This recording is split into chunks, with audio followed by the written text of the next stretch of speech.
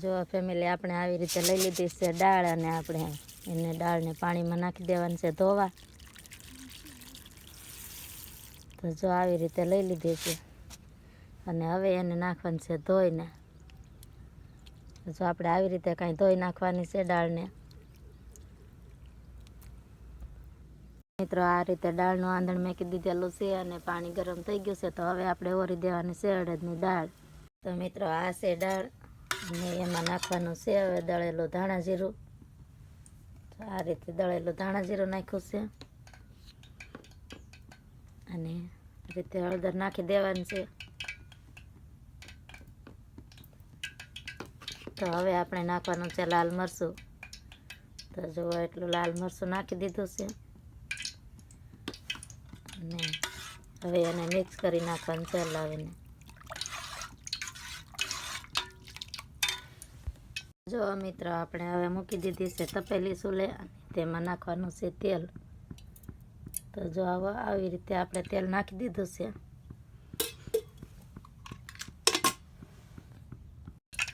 ત્યાં સુધીમાં તેલ ગરમ થઈ ગયું છે. હવે આપણે તેલમાં નાખી દેવાનું છે આખું જીરું અને હવે નાખી દેવાની છે લસણની કળિયું. હવે નાખવાની છે ડુંગળી. ડુંગળી નાખી અને લીલા મરચાં અને ટમેટા બધું સાથે નાખી દેવાનું છે.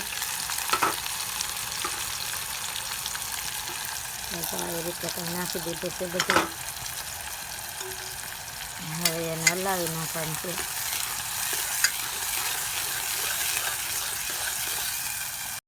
તો મિત્રો આપણે આ મસાલામાં નાખવાનું છે થોડું મીઠું. તો જો આવી રીતે મીઠું નાખી દીધું છે. હવે એને ચડવા દેવાનું છે ત્યાં સુધી રેસીપી આવે એકદમ ગ્રેવી બની જાય ત્યાં સુધી ચડવાનું છે આપણે. હવે એને ઢાંકી દેવાનું છે.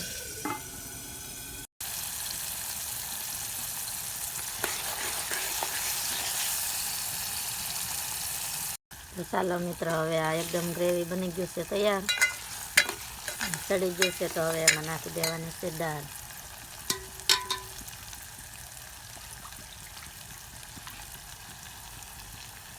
તો આવી રીતે દાળ નાખી દેવાની છે.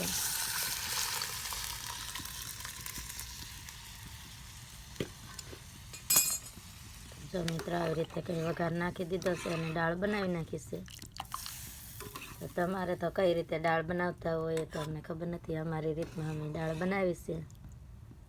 તો ચાલો મિત્રો જો અમે તો દાળ બનાવી નાખી છે અને હવે ચડવા દઈએ એટલે પછી ખાઈ લેવાનું છે. તો મિત્રો અમારો વિડીયો ગમ્યો હોય તો એક અમારા વિડીયોને લાઈક કરતા જાજો અને સબસ્ક્રાઈબ કરવાનું ભૂલતા નહીં.